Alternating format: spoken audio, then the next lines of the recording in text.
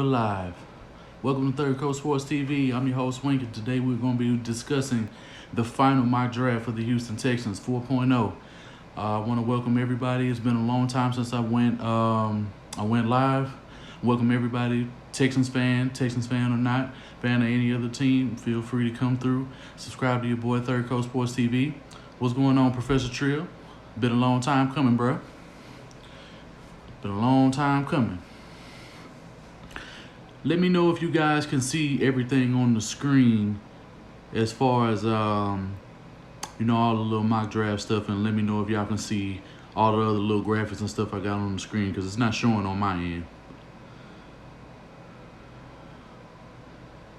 I see you trying to crown, bro.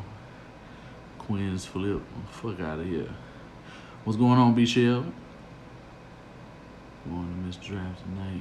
Queen's flip. Who the fuck is Queen's flip?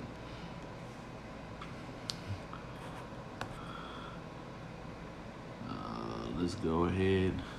Wink flip. Nah, man. I'm my own entity, bro.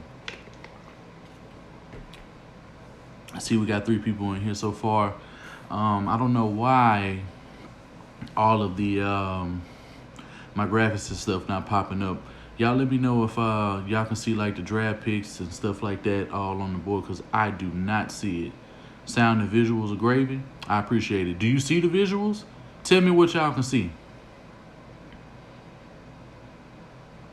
Okay. Yeah, let me know what y'all can see. What's going on, Wise? Hey, Wise, let everybody know in the chat, man, that I'm live. I'm not sure. Your draft card? Okay. Because it's not showing on, it's not, no notification this time? Okay. All right.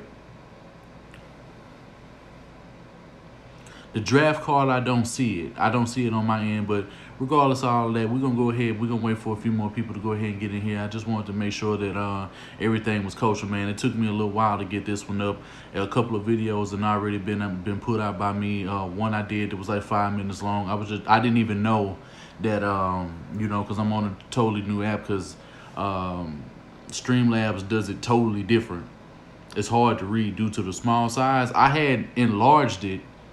I don't know why it's it's not a little bit larger, but when I go back, I might see if I can edit it the way that it's already up on the board, because I'm probably gonna have to switch back, because I was gonna use it as a template, but I should have just wrote everything down instead. That way it'll help me out a little bit first. So I want to go ahead and get all the shout outs out of the way, before we go ahead and we get into the mock draft. I'm going to wait for about a good 10 people to get in here before we go ahead and we get into everything. I know people have been waiting. Shout out to Wise. Shout out to Eric Villa. Shout out to Professor Drue, B-Shell. Always a pleasure to see y'all come through and fuck with your boy, man.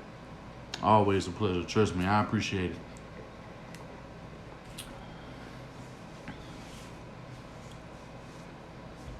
Let me see.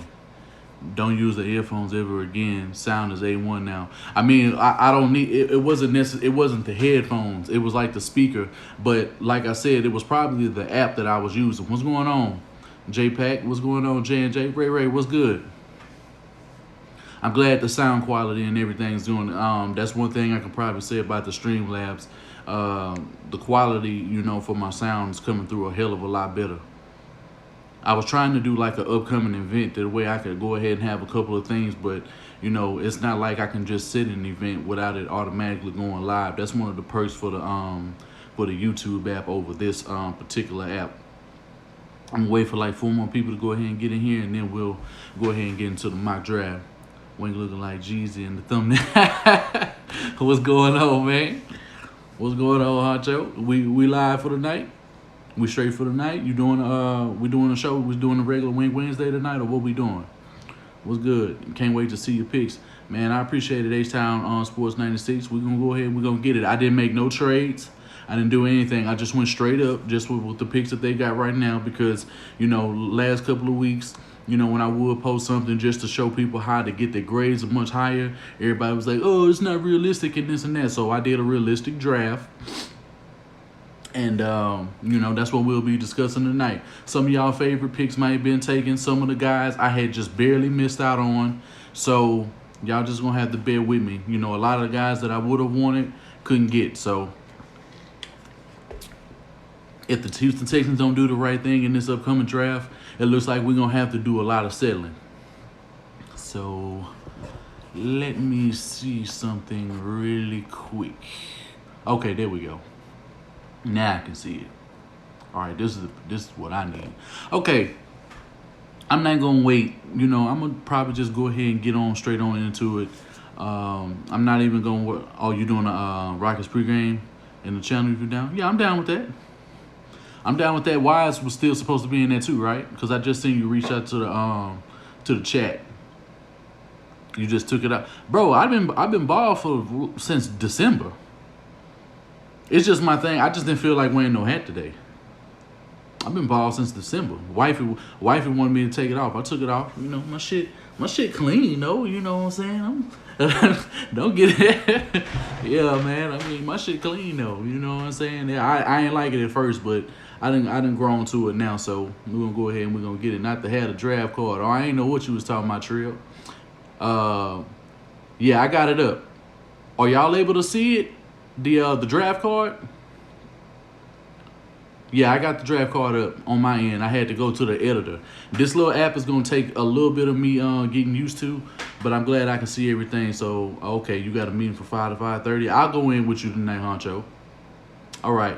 Well, this year with the first pick and at pick 23 for the Houston Texans, we ended up pulling out. We got Greedy. He was there. Andre Dillard had just been taken like a few picks prior to that. He was going to be my main pick that I was going to try to get. Him, Jawan James, all those guys were going. So I went to corner just to see who the best value was. And at the pick that where we were at, he hands down gave us the best value. So I had to take Greedy. I had to get him. And the trades that I was getting, they weren't even really all of that. So I had to go ahead and take Greedy at that position. The pick 22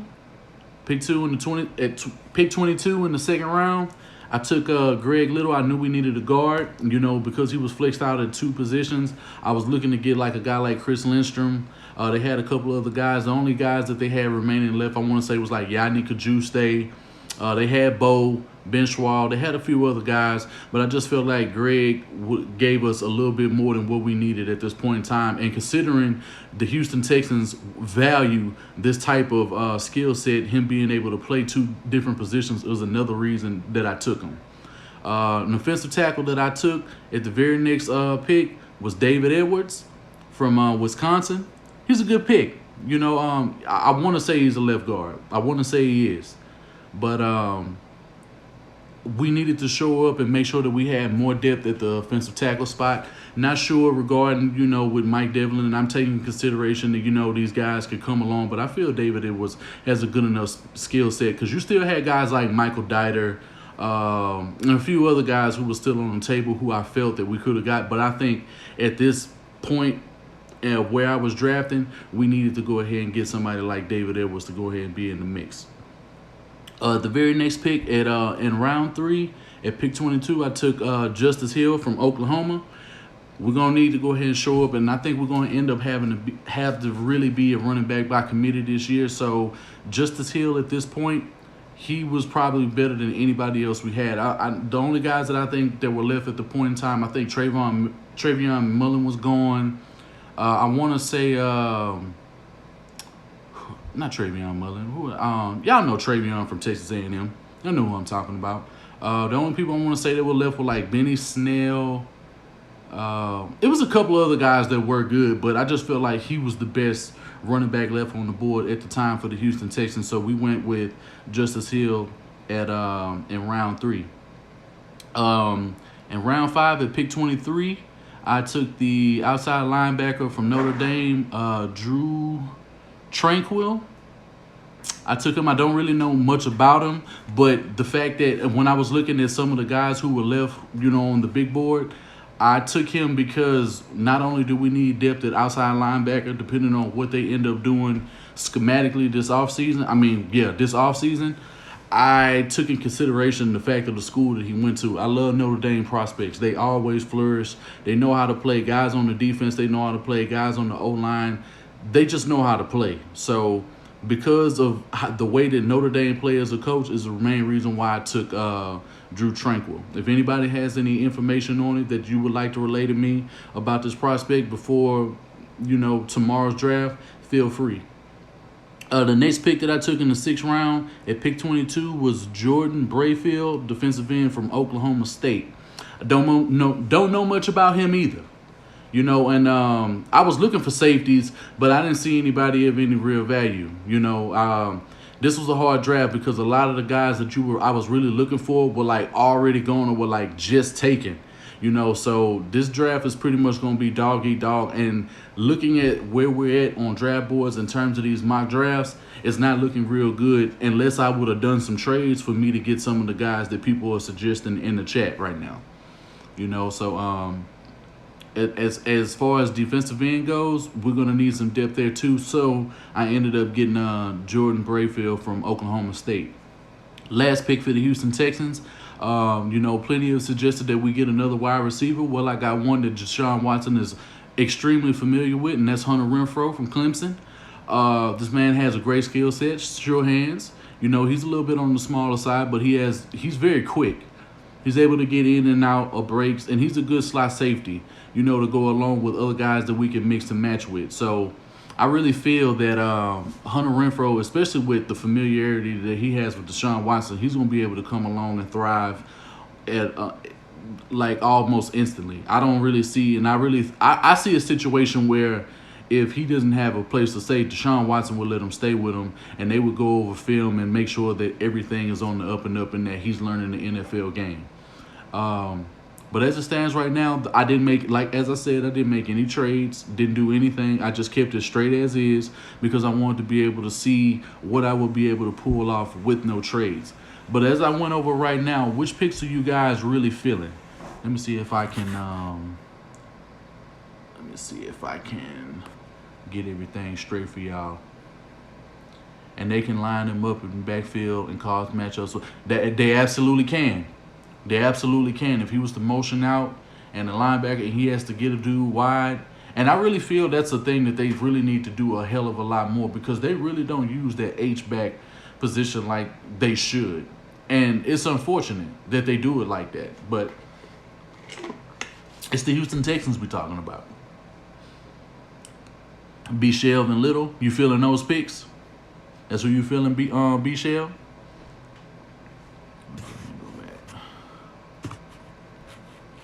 Go back to I wanted to see how many people were in here. I had to make a slight adjustment. Greedy and Little. Yeah, I felt like they were solid picks. And as I said, I was trying to do everything I could, to get specific guys. I was looking for Lindstrom. I was looking for a lot of other guys that I felt that would have been able to really get it. Oh, it's back up? Oh, okay. Okay, yeah, see, I had to go to an adjustment in the editor, just so I could see it while I was letting you guys know those picks, and now it's going to be back on the screen for you guys so y'all can go ahead and see. And y'all can also see the grade the first pick gave me, and I haven't done a draft in quite some time where I just went straight through. And this was a solid grade, but Greg Little is a little I didn't really want him. He's not somebody I would really pick up, but on the strength of, I also did something that the Houston Texans would do because they do supposedly value versatility. And he's the main reason why I took that pick when I did, because a lot of the other guys that were left on the board at the offensive guard spot were not better than him. So he's the main reason why I really took that pick. Okay, well, that's good. B+ ain't bad. Did I get a B+ grade on him? I'm not even sure because I took it down, so I can't see it anymore. I have to go back to the editor. Let me check that real quick. Is that what it says, Jay Dizzle?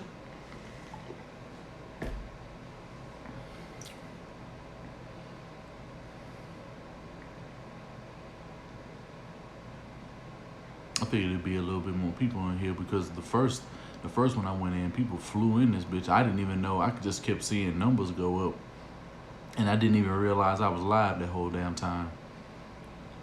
This app is definitely gonna take a hell of a lot more. He needs to work on his athleticism, but will be a day one starter on this team. It's possible. It's possible, but it's another possibility is that he's not going to be up to snuff under Mike Devlin. That's the major concern. Now, Greedy with J-Joe would be a great pairing. I feel if you have Greedy, J-Joe, and Roby to go along with Colvin when he has to play in some dime and nickel situations, I think you could probably get something going. But I just feel like the pass rush from last year going into this year is not going to be as good as it should. Julius Harris, what's going on, man? What's good, Josh? I appreciate it, Josh. Justice Hill, a good pick? Yeah, I like him. I really do. I really like that pick. Yeah, it says a B+. Okay. Ray just pulled all his hair out when he see you take Greedy. Yeah, man. Yeah, I mean, I had to do it. To me, it was a no-brainer. I felt like if Dillard, Jawan Taylor weren't there, that's exactly who I was taking. He was there, so I was going to take him. I don't feel bad about it either. I understand Ray has his reservations, about Greedy Williams, and that's all fine and dandy, but most of us are feeling that pick, and I think that's pretty much a home run pick. If I can agree with any pick that was made, Greedy hands down was the solid choice to make, especially when you don't get the tackles that you were gonna get up. Not too much on my partner, bro. Not too much on the homie, bro. If you still in here, Ray, go ahead and defend yourself. We can't be taking all of this crap. You know what I'm saying? Oh man, I already know you're gonna say it, man. Shit, if he probably gonna call in to the sauce tonight, he probably gonna talk cash shit because he got to tell you himself. I ain't gonna speak for him. He already know what it is. Greedy's supposed to be a top 5 last year. I knew pretty much his stock was gonna end up dropping for whatever reason. I don't know why it is. It's like corners. Have y'all noticed that like corners stock has really dropped over the last couple of years? It really has. It hasn't really been the same since Jalen Ramsey was taken. LSU DBs always do well in the league. Yes, they do. They always do play well. They do. So we can't. That's really indisputable at this point. Nobody can really refute that fact. What about the corner from Clemson? What about him? What's his name? He wasn't there. Whoever you're talking about, he wasn't there when I got there. So Greedy was my pick one. I had to take him.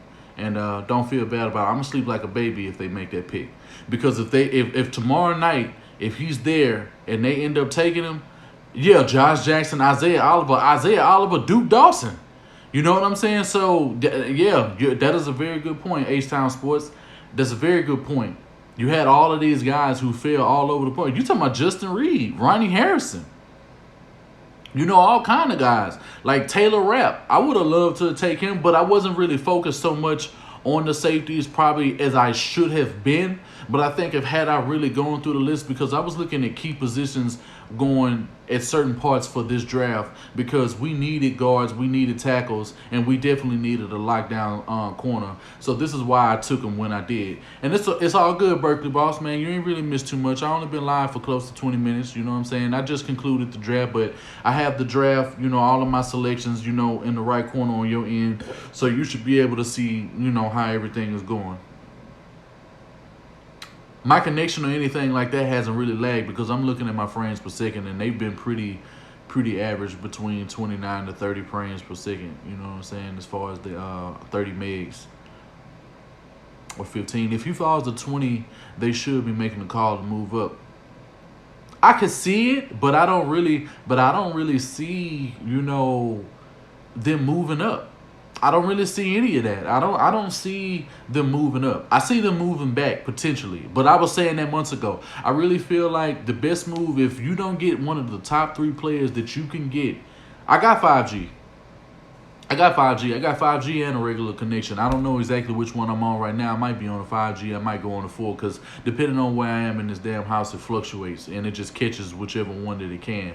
But for me, I really feel like moving up would be an absolute atrocity because I feel we would give up way too much in the draft. And no, I mean, people are asking me that today on Twitter. I don't think I don't see it. If we trade Clowney, which I doubt, I don't know. I just feel like we're not gonna get what we can to really get for him. I really feel like if you can't match the contracts that Frank Clark just got stolen by the Kansas City Chiefs. And I'm gonna probably end up making another fucking video as soon as this one is over because I think I'm gonna call it at 25 minutes. So I've been going for 20 minutes right now, so I'm gonna probably kick this video for another 5 minutes, and I'll get into another video, and we'll talk about a couple of things, and I'm actually gonna talk about the schedule, and we can talk about all of those because I kind of want to stick to the NFL draft in this video. But as far as Kansas City, bro, Kansas City is they getting it done. But as far as trading up, that's not the move, bro. Shout out to the Texans kids. Shout out to Trey. Shout out to Lorenzo Wilson. Appreciate y'all coming through the stream. And we have way too many needs. I feel like if you don't get one of the top 3 players that you want at pick 23, it is, without a doubt, it would be one of the best moves for the Houston Texans to trade back, at least to about 29 to 32. I feel like if you can't do that, then you're gonna have to rack up, and I will respect Brian Gaine if he moved back. You're gonna have casual Texans fans or casual football fans in period that are gonna say or act like that's a bad move and you're not getting the best pick, because if you move back, you can justifiably go get a pick like Chris Lindstrom. If you get Chris Lindstrom at the back of the draft, or you end up getting a much higher second-round pick, and if you trade back again with what would end up being like the pick at 23, if you traded back with that pick and got some more thirds and got some more fourths, then you talking about us we finally getting the GM that we need for this franchise, because those are the only couple of moves that you can make tomorrow night for the Houston Texans that would very well make sense, because we have more than enough holes that people are not willing to really admit to. Safety is one of them. Corner is one of them. Tackle and guard are one of them. Mostly guard, because the guard play has not been good for the Houston Texans since Ben Jones left. I know I keep saying, Wade Smith, but the last time we had some solid guard play, but he ended up moving to center before we ended up getting Chris Martin. But it was solid, but it wasn't to the leisure that we could expect in years prior. And the last great guard that we had, hands down, was Wade Smith. And we're not talking about the right guard spot, because that's been another issue in itself, but it hasn't been nearly as detrimental as the left guard spot has been. Pass protection on the left side has been abysmal. Anthony Washington, we got to start building for now and the future. You're absolutely right. I agree 100%. And this is why I'm saying, if you don't get the players that you want that are the tackle or the guard spots, and the only justifiable pick that you can even make is if you traded for a guy like Pat Pete. If you got Pat Pete and you still got Greedy and you still got J.J. Colvin and Roby, that's a hell of now we're talking. But see, I wouldn't trade for Pat Pete straight up. I would have to get Pat Pete, and I would have to get a third and a fourth. I would have to. You would probably have to trade Clowney and our third, but you can't trade anything else. And for Chris Harris, I'm willing. They're gonna have to give up a pick, for Clowney, because Clowney paired up with Chubb, Von Miller. That's greater than anything we could have ever had with the Houston Texans. Von Miller paired up with Clowney, Chubb, Shane Ray, Derek Wolfe is much better than him, Watt, and Merciless in any year. I'm willing to say that. I mean, I'm a Texans fan, but I'm looking at a football fan, and these guys have better bend. They finish the ball better, and to add a guy like Clowney to the Denver Broncos would be an absolutely atrocious move by the Houston Texans if they made that. And yeah, Watson is the future. And that's who we need to really be protecting as it stands. True enough, I do want the defense to get better, because the defense is really going to have to be way more legit than the offense this season, because if by some chance the offense does seem to get it going and play calling does kind of, and they find a way to get creative, which I'm not banking on, but if this is or somehow becomes a case for the Houston Texans and they find some kind of light at the end of the tunnel, the defense is going to be in a situation in games like against Seattle and against games like the Patriots, in Deshaun's first season as a rookie QB. And I just feel like that's going to hinder us going, especially when it comes to the playoffs. So some way that we do end up becoming a respectable offense, the defense is going to let them down in the back end all year. I got to put my earbuds in for this. I'm going to work. Okay. All right, man. Yeah, I appreciate it, Anthony. I appreciate it, bro. Denver will use those guys like we should use ours. You're absolutely right. You're absolutely right. It's just got to, man, hey, it's something that's got to happen. And I just feel like, no, I'm not on the Trey Clowney board. I'm not on that, Josh. But I can understand the reasoning for doing it if you're going to build a team for years to come, because the contract is going to be coming towards his way. It's only going to be what I really suggested. At the very most, he can only get paid $115 million for a 6-year period. I stated that, like 2 months ago on the sauce? And everybody's getting pretty much around that mark. 105, $10 million on top of what those guys are already making would still end up putting him between the $19 to $20 million range if that's what you wanted your average to be over a 6-year period. So it would behoove the Houston Texans to go ahead and get that deal done while they can still do it, because JD is being real cool about the situation, man. He knows he's going to end up getting paid, whether it's from the Houston Texans or somebody else, and somebody else will easily pay him. And watch Houston Texans fans going to defame him and say this and say, oh, he was injury prone when he's only missed 6 games over the last 4 seasons, and J.J. Watt, our best player on defense ever, has missed 24 games back-to-back in seasons and couldn't even contribute to helping this team become a #1 defense, at any juncture that he was on the team. So if he can win playoff games, if he can get to Brady on a consistent basis, why wouldn't I want this man here? Because that's what Houston Texans fans have to really take in consideration of what we end up losing if we get rid of Jadeveon Clowney. Ask yourself, what other player besides him and Whitney Merciless can consistently get to Tom Brady and make sure that Tom Brady is rattled in any game that he has to play against the Houston Texans defense?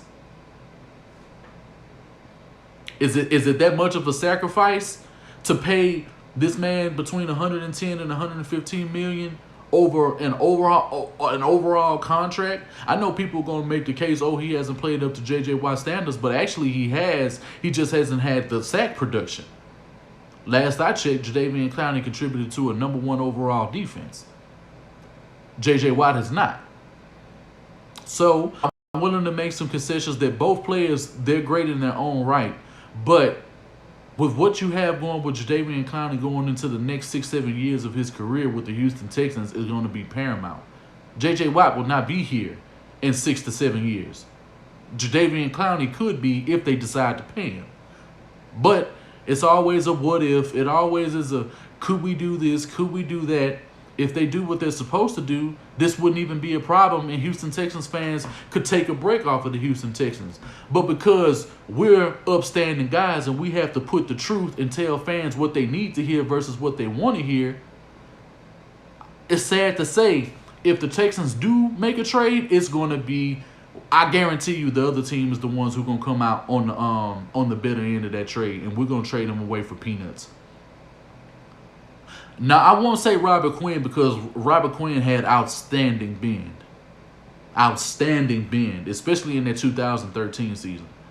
He doesn't remind me of Robert Quinn really at all. I mean, to be honest, it's not even really a player that I can even say that's in contrast to Clowney. I mean, the closest person you could probably say is a guy like Michael Bennett, but I wouldn't even say Michael Bennett, because if he has more waist, speed to power, better length, better strength. His speed is unmatched by anybody that plays on the defensive line or an outside linebacker position who has to rush the passer. Nobody's in his league. The only outside linebacker I can say is in his league as far as speed is Shaquem Griffin. That's it. Anthony Barr, none of these other guys are in his vicinity when it comes to being a complete player that Jadeveon Clowney is. And that's what people don't understand when we talk Jadeveon Clowney. He's a complete player. He can do anything you need him to do. The only disposition that Jadeveon Clowney is being on the Houston Texans is his coaching staff going to put him in the best positions at all time to make sure he's rushing the passer, and he has an ability to make sure that everybody around him continues to eat, and that will always plague him. And he ran a 4.4 speed. That bullshit 4.5 speed, that's bullshit. The man ran 4.45 and a 4.46 back-to-back, but somehow he runs a 4.5 speed. That's bullshit. The man runs a 4.4 speed. The dude is chasing down fucking line. He's chasing that. Bro, he's at a DN spot, have to come across the field and have to chase down wide receivers. No other defensive lineman / linebacker is doing that in this football league but Jadeveon Clowney. He's the only one capable of doing it, and we all watched him do it. So I'm gonna get ready to bring it. Yeah, Javon Curse was a freak. Javon Curse was the only. Yeah, that's the only person I can compare to him is Javon Curse. I can't even say Mario Williams, and I can't even say Julius Peppers, because they're different types of players. But we're going to go ahead and we're going to get into that in the next video because, like I said, I wasn't trying to keep this video too long. It's on already past 30 minutes. What I'm going to do, I'm going to make another event. Y'all make sure that y'all tune in. It's going to be less than 5 minutes, so y'all make sure when y'all see the notification pop up, the notification may not pop up, so just be hovering around the channel. And, once you see me go live, we're going to get right on in it. We're going to get right into it. So I can say Julius Peppers from a length perspective, but not really. If we're talking about the mental makeup and we're talking about their game is totally different. And if we could trade up for Jawan Taylor, the only way you can trade up with Jawan Taylor is if he's at 21 or 22. If he's not 2 picks ahead of you, if you have to trade 3 picks or higher to get a Jawan Taylor, the Houston Texans are going to fuck that deal all the way up, and we won't end up getting any players worth of value. And you can expect to kiss that second round picks, kiss them goodbye. Kiss them goodbye. There's no way a team is going to allow the Houston Texans to move up to get a player like that, and they're not giving up any second round picks. We'll see. Wise. It's not a guarantee he's going top 10. I'm not even going to really put a placement on these guys the way that we were doing last year, because the draft board comparative to last year to this year, we were spot on with a whole bunch of picks, and everybody saw that live who was in attendance for the draft last year. This year's draft doesn't feel the exact same way that it felt last year. Even though it is a deep draft, it's not as deep as last year's draft was. I just feel like last year had a little bit more talent, especially when it came to the corners. But like I said, I'm going to go ahead and I'm going to bring this video to a close, man. And yeah, we were spot on, bro. But who should we take at 23? We already took the player that we needed 23, and that's Greedy Williams. That's who I ended up taking.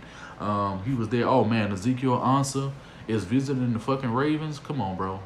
Man, look.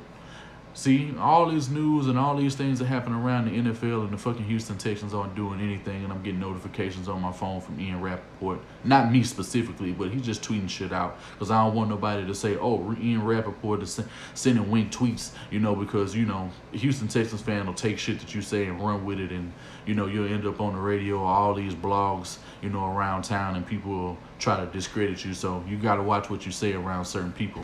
But I'm going to bring this video to a close. I hope everybody enjoyed the draft. Make sure y'all get in the comment section. Tell me how y'all feel about it. This is Third Coast Sports TV. I'm your host, Wink. Talk sports, love sports, enjoy sports. Y'all take care.